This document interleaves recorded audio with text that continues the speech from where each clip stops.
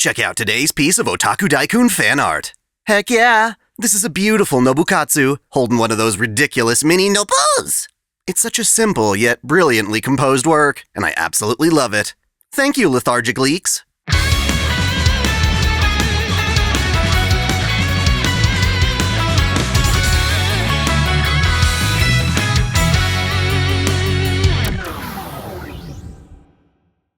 Welcome back to OtakuDaiKun. Dai here. It's time to continue our lore of Fate Grand Order, finally finishing off the sub-arc Epic of Remnant.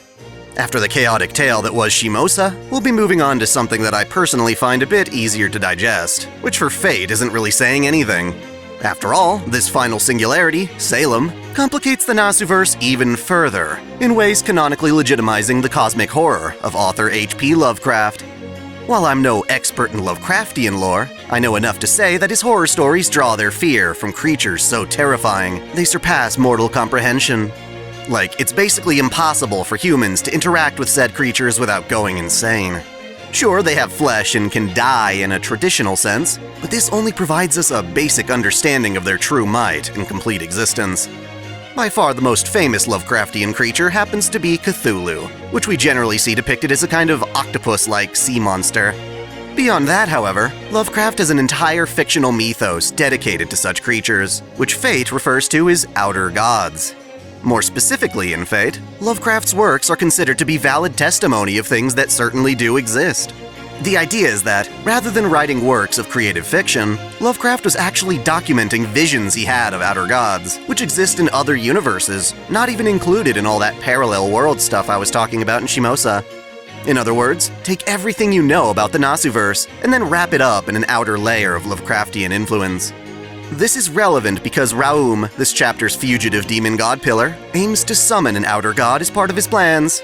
Remember back to the incineration of humanity, all the demon gods gathered as Getia in order to save humanity by essentially wiping history clean and starting again with an improved design. Deep down, the demon gods felt that they were doing the right thing, and Raum is no different. That said, his idea of human salvation is especially twisted. Essentially, Raum feels that humans are defined by pain. That is, we are most human when we're suffering punishment for our sins. His goal, then, is to establish a situation where all of humanity is punished eternally, and he wants the help of the outer god Sut-Typhon to do it. Lovecraft fans may better know this god as Yog-Sothoth, the Gate, or the All-in-One, the One-in-All. This god is said to lie beyond 7 gates, those being up, down, left, right, front, back, and a final gate where light can never reach. It's thought that Sut-Typhon can unite all of humanity so that they can experience the same punishment together. Raum, being very particular about his goal for humanity, needed to pick a venue for the summoning, and the perfect place happened to be Salem, Massachusetts, specifically in the year 1692. Historically, this was when the Puritans, an extreme branch of English Protestants, crossed the ocean to avoid oppression from the Church of England. They sought a place where they could worship God through virtuous poverty, while fearing devilish temptation. The Puritans reached the New World, what is now the United States, and settled in the town of Salem. Unfortunately, what should have been a faithful, virtuous colony became a living hellscape, as the people of Salem feared the devil so much that they accused each other of witchcraft, resulting in the nightmarish Salem witch trials. It was a year-long endeavor that resulted in 200 arrests and 22 deaths. 19 of these victims were hanged at the gallows, charged with being possessed by demons. To Raum, it was a pivotal time in which humans were at a crossroads between superstition and modernity. But even more importantly, it was when a young girl named Abigail Williams lived. Abigail was famously one of the first girls in the village to exhibit seizures that the people ultimately blamed on demonic possession. Many consider her to be the spark that ignited the witch trials. Despite the death of her parents, Abigail remained an optimistic girl who never failed to give thanks to God through prayer. At the age of 12, she was innocent, sensitive, and naive, doing her best to obey her uncle. It's because of this innocent nature of hers that Raum entrusts her with being the harbinger of Sut-Typhon, a vessel capable of wielding the Rosarium de Clavis Argentius. This silver key was an artifact that was created through magecraft and thought to be lost to time. While it has no literal lock to open, it instead opens the door to the boundary beyond which Sut-Typhon presides. The key only responds to the innocent, those who possess the heart of a child, making Abigail ideal as a child with a mystic connection to dark magic. You know, the kind of creepy shit our pal Gilles de Rais is into. In other words, Abigail had a natural talent for opening dimensional gates, and Raum could use her as a vessel for Soot-Typhon. Thus, he initiated his ploy by surrounding the modern Salem, Massachusetts with a bounded field, isolating it as a singularity fueled by Salem's 50,000 residents. Within, he summoned Abigail Williams as a pseudo-servant meant to be inhabited by Soot-Typhon, giving us one of our first foreigner-class servants. Chaldea labels such servants foreigners because, as the name implies, they either come from or derive power from other worlds. Despite the horrible events of the witch trials, Abigail was kind and saw the good in people. She was trusting in that things such as sorcery weren't a sign of the devil, and that people could be forgiven for their sins. Raum manipulated this good nature of hers, urging her to summon into his singularity the residents of 17th century Salem. With them, he would reenact the witch trials, offering up the hanged victims as sacrifices to open Soot-Typhon's gates. Simultaneously, Raum would push Abigail into hating humans, grooming her to believe that humanity deserves eternal punishment. When his first attempts failed, he would simply consume the mana from Salem's modern-day hostages and start anew, resurrecting the trial's participants as ghouls. He toyed with the dead, raising them from the grave and masking their hideous impulses, and as he did so, his singularity began to grow at an unprecedented rate. This process did not go unnoticed, as the singularity was picked up by Chaldea's near-future observation lens, Sheba. This lens, created by Lev Leiner, good riddance, was named after the mythical queen of the kingdom of Sheba. In legend, the Queen of Sheba was a wise and wealthy ruler who was known for her clairvoyance, to the point where she graciously entertained King Solomon in a contest of wits. Some myths claim the two actually got married. Either way, her love for him was genuine, and her wish as a heroic spirit was to protect the world Solomon strove to build. As the daughter of a mortal man and a djinn, the queen was born a powerful half-blood and talented mage. Her clairvoyance in particular inspired the naming of Chaldea's lens, and as a result, she unintentionally syncs with the Sheba lens when peering into the future. This unique and bizarre connection allowed the lens to tap into Chaldea's fate system and summon the Queen of Sheba into the singularity as the caster of Midrash. Her presence in the singularity helped slow its expansion at the cost of her strength as a servant. When Raum saw this, he decided to take advantage of the Queen of Sheba's weakness and force her to perform in his reenactment. He made her believe she was actually Tituba, the slave belonging to Abigail's uncle. This saved Raum the trouble of reviving the actual Tituba, which helped him, considering that by the 5th reenactment of the witch trials, the singularity was running out of mana, and events still hadn't played out as he intended. After all this time enduring as Raum's pawn, Abigail wished for a friend, so for the next iteration of the trials, he summoned forth a fictional family from Lovecraft's writings, the Whateleys. In Lovecraft's works, the Whateleys were hell-bent on summoning Soot-Typhon using their family's grimoire, the Book of Ibon. Raum figured that by summoning them, he could provide Abigail with a friend, while further provoking the awakening of Soot-Typhon. Raum prevents the Whateleys from escaping, and demands that they work toward their pursuit of summoning the Outer God. Over time, the family was forced to believe that they truly did live in Salem, making them an integral part of Raum's plan. The family's daughter, Lavinia, befriended Abigail as she wanted, and the two of them enjoyed gazing at the stars. Abigail would show Lavinia the whales in the ocean, and Lavinia would show her the family's dark magecraft. Of course, given their blasphemy, the Whateleys were hated by the rest of Salem, causing Lavinia to distance herself from Abby, hoping to keep her safe. To further intervene in the Singularity's events, Raum sought a disguise, and found one by stealing another man's body. As it turns out, just as there exist outer gods as seen through Lovecraft's visions, there also exists a man who pursues those gods. Chandraputra, the gentleman who travels through time and space, is often thought of as a self-insert character of Lovecraft's. In fate, he is a man whose ancestors were from Salem, and upon sensing Abigail's power, he ventured there to meet her. Before he could, however, Chandraputra found himself occupied by another matter, the presence of a separate outer god, Cthulhu. I think that's fair. Cthulhu's kind of a big deal after all. In an attempt to chase after Cthulhu, Chandraputra went into a deep sleep, leaving his actual body completely vulnerable. So he's off trying to deal with an incident regarding another foreigner servant, Hokusai, and during this time, Raum takes control of his body and uses it to play the role of Randolph Carter, Abigail's uncle. Of course, not her real uncle, even going by a different name. Naturally, this is a lot to take in, so let's break it down before moving forward. The escaped demon god Raum wants to continue Getia's will by summoning Soot Typhon. To do that, he creates a singularity centered on present-day Salem, Massachusetts, wherein he recreates the Salem witch trials of the 17th century. Abigail Williams, the innocent girl thought to have been the spark of these trials, serves as a perfect vessel through which to summon Soot Typhon. The Queen of Sheba makes her way inside, but is confined to playing the role of Abigail's slave, and Abigail's desire for a friend resulted in the fictional Whately family being mixed into the whole mess. Using a stolen body, Raum pretends to be Abigail's Uncle Randolph and continues to repeat the witch trials until the door to Soot Typhon finally opens. Sadly, as the singularity runs out of mana, Raum becomes desperate, and that's where we get involved. Chaldea, for lack of better words, is in a bit of a bind.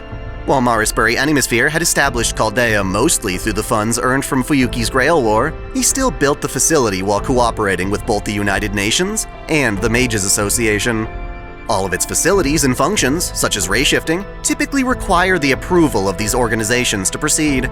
Obviously, the incineration of humanity was an emergency situation, but now that humanity is restored, interested parties are butting in to assess and control the facility. As such, when Chaldea picks up on the singularity as a dark void overtaking Salem, Da Vinci detects that its source is a demon god pillar, the last of them in fact. When she receives approval to send in Ritska, she surmises it'll be the last use of the ray-shifting system before Chaldea is overrun with bigwigs from the Association and Holy Church. Furthermore, they've already shut down Chaldea's generator, limiting the number of servants Ritska can bring along for the mission. Research into the singularity reveals that Ritska cannot bring technology made later than the 17th century, as photos of inside the bounded field reveal the period they're about to enter. This leaves Ritska in a fairly dangerous position, and we need to be careful about whom we take along. The plan is to send the party in as a troupe of traveling performers. This alibi will help us blend in despite our diverse roster of servants.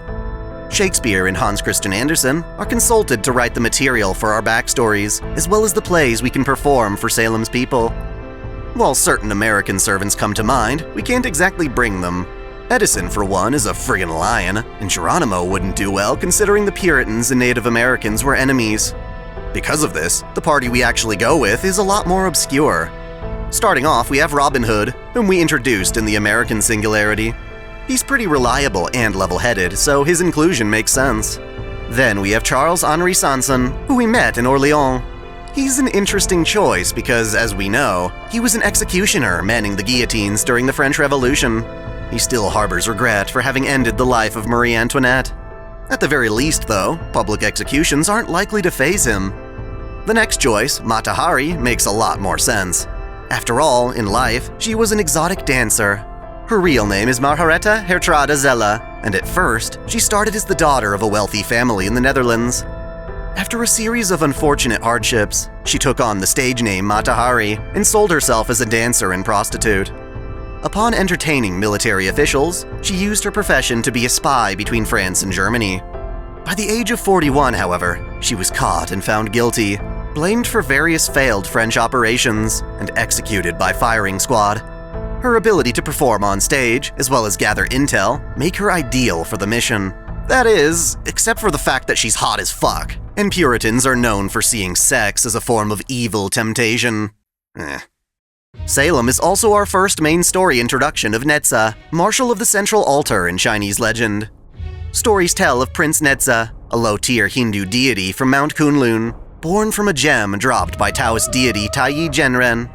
In fate, Neza is a woman who means well, but as an immortal in the human realm, she grew up arrogant and violent. She was accused of polluting a river and bringing disaster to her human parents, leading to her killing her accusers and committing suicide. Afterward, she was reborn as the spirit of a lotus flower within the body of a doll made of Paopei, or mystical Taoist instruments. In general, she fought against evil according to Buddhist principles, while using a variety of magical items, most notably her fire-tipped spear and wind fire wheels. She is the rival of Sun Wukong, a prominent figure in the Chinese epic Journey to the West. The last servant to join our excursion is, ironically, Madea. I say ironic because in legend, she was obviously feared as a witch for her magecraft, manipulated into committing a number of horrific deeds, such as dicing her brother into pieces for the sake of Jason of the Argonauts. It seems crazy to bring a witch to the infamous witch trials, but apparently she's chosen for her ability to identify the use of magecraft within the Singularity. I suppose that makes sense, except as soon as Ritsuka's team ray-shifts to Salem, Madea comes bolting into the room at Chaldea, claiming that the Madea that just went with Ritsuka is an imposter. So who is this mystery servant? Well, that'd be Circe, the Queen Witch. In Greek mythology, Circe was Medea's aunt and reluctant teacher. She's most famous for her role in Homer's Odyssey, in which she turned Odysseus' crew into animals. After taking a liking to him, though, she released the spell, sending him on his way to confront Scylla, a six-headed monster she'd made out of an ex-lover's mistress. She specializes in mixing magical drugs and poisons. At first, she has no intention of helping Chaldea, so why is she even here? You see, when Da Vinci noticed that the Sheba lens was acting up, she looked into it, running some experiments that managed to summon Circe as a masterless servant.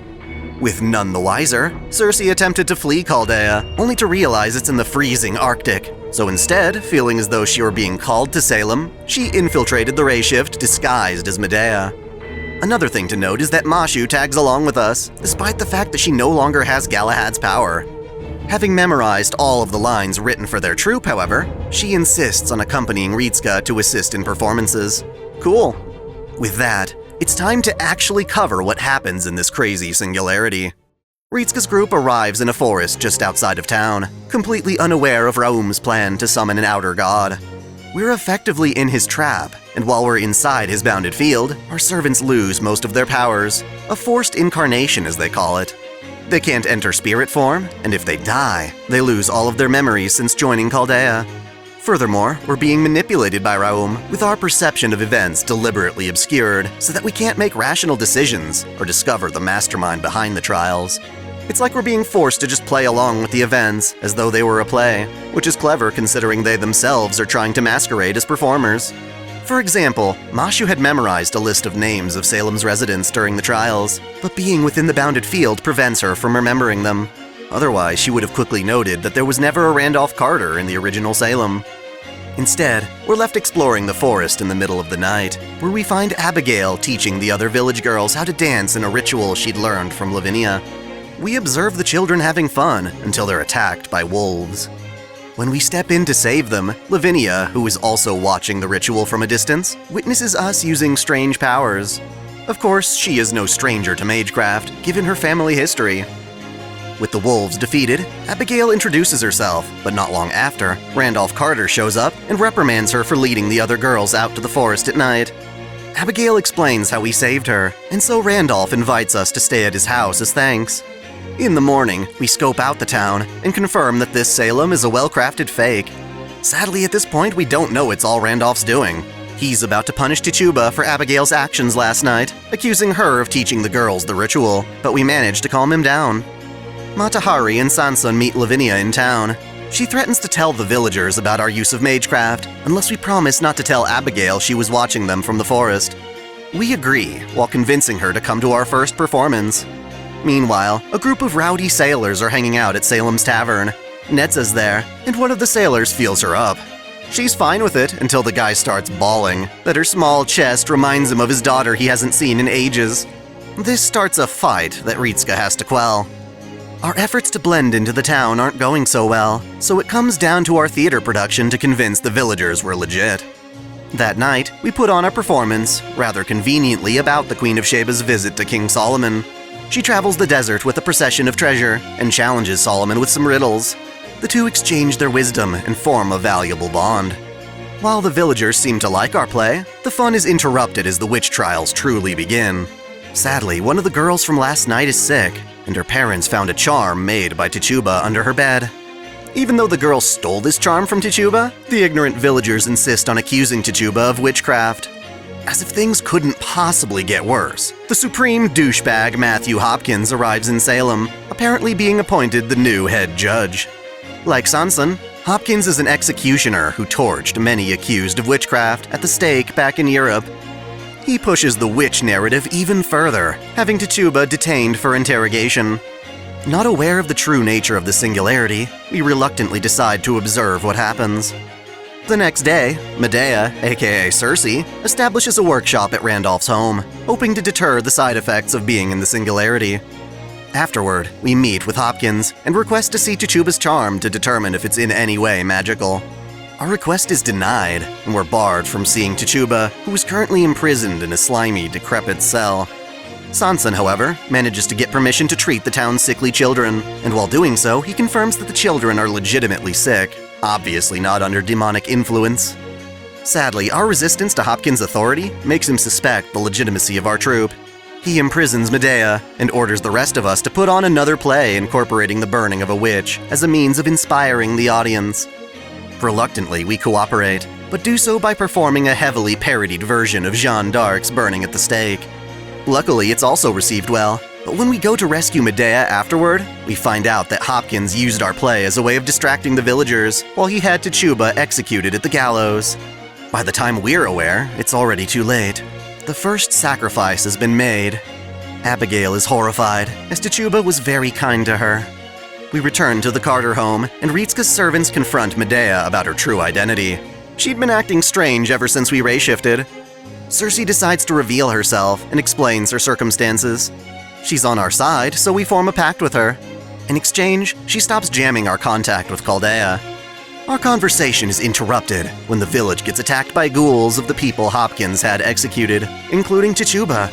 We're left with no choice but to slay the ghouls, but thankfully this is a good thing. While we aren't aware of it at first, letting Tituba die and then pacifying her ghoul actually allowed her to break free of Salem's control and return to being the Queen of Sheba. Having a strong connection to Solomon, she has a resistance to the demon god's bounded field and creates her own bounded field in the forest near Salem's exit. That said, she's masterless and lacking in mana, so if we don't find her, she'll disappear soon. We won't find that out for a while. Either way, after the ghouls are destroyed, we catch a glimpse of Lavinia's grandfather, Absalom. He's looking mighty sus. The next day, after a meeting at Town Hall, Salem's Reverend asks us to put on a play to entertain the children. Not a bad idea considering ghouls just rose from the grave last night. We give a parodied performance of Journey to the West, while Sanson steps out to investigate the Waitley house, wondering what the hell Absalom had to do with the ghouls. While we had convinced Abigail and Lavinia to watch our play, they decide to ditch midway after realizing Sanson isn't in the performance. Hell, I'd bail if I had to watch Journey to the West again after the event. Turns out we weren't the only ones suspicious of Absalom, as Carter and Hopkins have gone to his house to accuse him of summoning the ghouls. As expected, they planned to hang him right away, but the gallows were damaged during last night's attack. Sanson tries to reason with Hopkins, but winds up being ordered to repair the gallows instead. Fearing that going against the villagers would be falling into the demon god's trap, he decides to comply. As soon as the repairs are made, Absalom and the other Waitley elders are immediately hanged. The second sacrifice has been made. Lavinia looks on as this happens, and vows to claim vengeance upon Hopkins. Just like the previous night, more ghouls emerge following the execution. We clean them up, and the next day, we finally re-establish contact with Chaldea. Da Vinci tells us that not only were our memories tampered with coming into the Singularity, we're also being fed visual and auditory hallucinations. As Sanson surmised, we have to be careful not to fall further into Raum's trap. Reasonably so, the villagers are starting to freak out over the witch and ghoul situation, and turn to blaming our troop for the recent occurrences. It doesn't help that one of the villagers at the helm of this paranoia is a mega simp for Matahari, and is angry she rejected him. Naturally, he accuses Matahari of using her beauty to corrupt the humble villagers, which is incredibly irresponsible. I just knew she was gonna get slut-shamed eventually.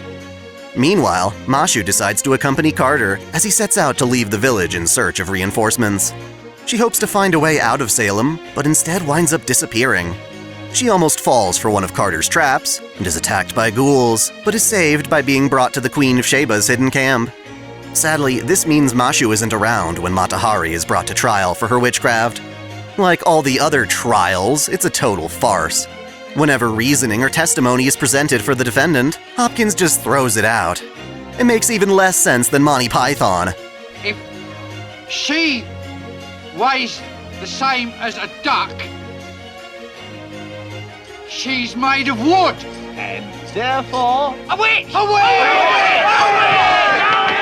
During the trial, Matahari has these interesting visions of her past, which seem to parallel the tragedy she's currently living through. Of course, she's sentenced to death, and Hopkins has the gall to charge Ritska the court fees and execution cost. Of course, Ritsuka wants to save her, but we stop when Cersei dissuades us. It appears Cersei has a plan, and Robin Hood reads Matahari's lips at the gallows as she tells us to trust her. Just as Matahari and some other captives are hanged, shit gets chaotic. Randolph Carter's house is lit on fire, presumably to destroy Cersei's workshop, and ghouls attack. During the assault, we rush the gallows and retrieve Matahari's body, and shockingly, Sanson decides to stay behind to protect Hopkins of all people. Perhaps as a fellow executioner, Sanson can sympathize with the conniving rat.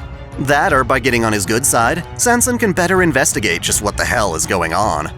Either way, as the ghouls attack, the rest of the party flees to the forest with Matahari in tow.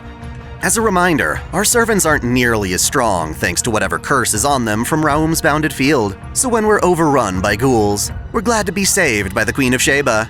It's just in time for both of us. She needs a master or she'll disappear, and we need her magecraft. She takes us to her hidden campsite, and we reunite with Mashu. There, we also find out that Matahari had only faked her death using a potion Cersei had made. Yay! Finally, some good fucking news. Since her house was torched, Abigail's been hanging with us, and while she doesn't understand everything that's happening, she's convinced we're good civilization. After some deliberation, we return to the village, leaving Matahari and the Queen of Sheba behind, since they're supposed to be dead and all. Apparently, villagers are complaining about the tavern and its rowdy sailors again. Lavinia's been staying there with Captain Marsh, a good friend of the Whateleys, and she's arranged for a boat that can take both her and Abigail out of Salem. Sadly, given this is a singularity, that probably wouldn't work even if they tried. Not to mention Abigail's too conditioned by Raum to even dare leaving the town.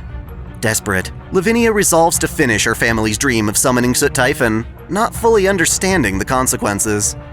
While that's going down, the sailors get in a fight with Cersei after mistaking her for a child, and we settle our differences by having the sailors join us in a play about when Madea went to Cersei's island to learn of magecraft. At night, Sanson continues his investigation by conversing with Hopkins. He learns that Lavinia's already confessed to teaching Abigail one of her family's rituals, making both girls candidates for execution. Thankfully, Abigail is still with us, and within Sheba's camp, we're no longer subject to Raum's brainwashing. This allows Mashu to revisit her list of Salem residents and pinpoint that Carter was never actually there. He's now our prime suspect for being the demon god. As usual, ghouls descend upon the village at night, and while we fight them, Carter returns from his excursion with soldiers armed with silver bullets. As an educated man, he understands superstitious factoids about ghouls and how to kill them, which makes it odd when he absolutely refuses to believe anything we say about the singularity. Nonetheless, he's grateful we've been protecting Abigail, and he sets us up in a vacant house where she can rest. Today's batch of ghouls came as a result of Hopkins conducting more hangings, including the sailors, and with each night of murder, the gates to Soot Typhon get opened. The god's arrival is upon us. Perhaps because of this, the next day, Abigail goes out to the forest on her own and sacrifices a rabbit to enact a spell Lavinia had taught her. During this, she's caught by Sanson and Hopkins. Eager as always, Hopkins tries to arrest her, but then Lavinia sneaks through with a knife and stabs him to death. Yeah! She tries to offer Hopkins as a final sacrifice for the ritual, but it's not enough. She then confesses to teaching Abigail the ritual and asks the soldiers to kill her on the spot, hoping to make herself a sacrifice. Instead, Sanson takes the fall, saying he murdered Hopkins and allows himself to be arrested. Again, we're left having to participate in this bullshit, still not knowing exactly what's going on. That night, Ritsuka goes out for a walk and encounters Mephistopheles out of nowhere. Apparently, he's able to travel to places without ray shifting, so long as they qualify as hellscapes. Fair enough. Either way, he's just here to tell us that outside the singularity, it's almost April 30th, the day of Walpurgisnacht, ominously referred to as the night when witches become maddened. Essentially, it's a warning that shit's about to hit the fan. He disappears before anyone else can see him.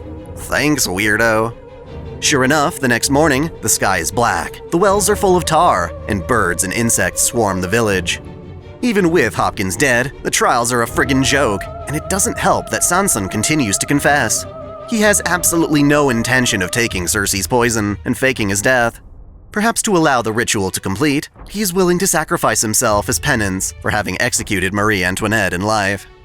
Basically, all of this killing has rekindled his sorrows and regrets. Too bad all of our servants are still in a state of false incarnation. And if he dies like this, his saint graph will disappear along with his memories of ever being at Chaldea. When Carter reveals that our party is hiding Tituba, who should be dead, they sentence Sanson right away. He is hanged, and after having to see yet another of her friends get killed, Abigail stands before the gallows and admits to bringing the girls out to the woods to conduct demonic rituals. The angry villagers cast stones at her, and in the madness, she transforms into a true witch, allowing herself to be consumed by Soot Typhon. Thankfully, we're able to calm her back down and return her to normal, but not without consequence. Ultimately, Ritska and Cersei are arrested for witchcraft. At this point, it's clear that everyone in the village is under Randolph Carter's control. While he visits us in prison, we can finally talk to him without all the lies. Indeed, he is the demon god Raum, using a stolen body, and to complete his salvation of humanity, he will have Abigail tried as a witch tomorrow at dawn. He seems grateful, as all the various intruders he let into the Singularity as guests, such as the sailors, Tituba, and even us, have finally helped the ritual come to fruition. When the trial commences, everything is just ridiculous. Among the spectators and jurors are ghouls blended in with the surviving villagers. Technically, they're all ghouls, being continually resurrected by Raum to recreate Salem through each iteration. Abigail tries to take all of the blame herself, declaring herself an actual witch, but it hardly matters now that Carter is controlling everything directly. Confident, he explains his work on all the previous Salems and outs Abigail as his guilty conspirator. To protect her, Lavinia enters the building and splashes Carter with a powder, Ibn Ghazi, to force him to materialize as a raven, in turn breaking a bounded field around the town hall. The Queen of Sheba takes this opportunity to enter the building and establish her own. This finally allows Chaldea's servants to fight to their full capacity. Thanks to this, as Abigail begins to succumb to Soot Typhon once more, we're able to hold her back. Angered that his plan is failing, Raum drops the act, and we're able to fight him as a legit demon god pillar. Even after winning, however, there's still a problem. Da Vinci contacts us and explains that the Singularity is expanding, consuming mana from outside Salem as it does so. She gets agents of the Mages Association to contain the Singularity with their own bounded fields, but to truly stop its expansion, we have to resolve things before it's too late. In a final, desperate act of defiance, Raum takes his chance to turn back into a raven and viciously lunges at what we think is Abigail. In truth, he aims for and mortally wounds Lavinia. After seeing her dearest friend hurt so badly, Abigail breaks. She willingly accepts Soot Typhon into her body, and she agrees that humans need to be punished. With her newfound power, she can tear through the bounded fields containing her, forcing both the Queen of Sheba and Cersei to sit out the fight to hold her back.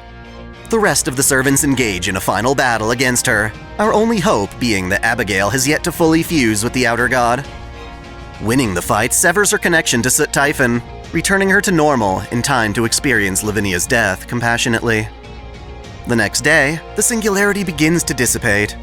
We collectively bury Lavinia, and thankfully all the people held hostage by the Singularity in modern Salem will survive. Abigail, being a servant herself, is to vanish along with this fake Salem. Before that happens, though, the gentleman Chandraputra finally arrives after getting his body back. He is fascinated by Abigail's power as a gate-opening key, and offers to take her with him on his journeys across time and space. Casting aside her fear of leaving Salem, Abigail takes him up on his offer, as it will give her the chance to one day reunite with Chaldea, and possibly even restore Sanson's memories. Both the Queen of Sheba and Cersei vanish, but we'll still be able to summon them through the gotcha, and it's narratively implied that we do so. When Ritska and Mashu return to Chaldea, they are delighted to find out that Sanson indeed regained his memories, just not those specifically pertaining to Salem itself. Abigail was able to help him, but only after he forgave himself for Marie Antoinette's death. As servants, they are able to move on from that tragedy and dance together as allies working to protect humanity. Of course, Abigail herself can be summoned in the gotcha, presumably from some point in her travels when she figures out how to reunite with Chaldea. Again, it's implied we do so. With that, the final Epic of Remnant is resolved. Sadly, to the rest of the world, Chaldea doesn't appear very competent. Unwilling to simply trust our word regarding the incineration of humanity, we are left suspending all Rayshift activity until the UN, Mages Association, and Holy Church can investigate us. This sets events in motion for FGO's second arc, Cosmos in the Lostbelt, which we'll cover with the arc's dramatic prologue. Look forward to it. Thanks for watching. If you enjoy this channel, help me beat the algorithm by liking, commenting, and sharing the video, subscribing to OtakuDaiKun, and, most of all, smashing that notification bell so you don't miss out on all of my anime discussion, lore, or Let's Play content. If you want to support me directly, there are now 3 ways that all provide the same benefits. You can click join here on YouTube, or join Patreon or Subscribestar for access to exclusive vids and early access. As always, celebrate your fandom.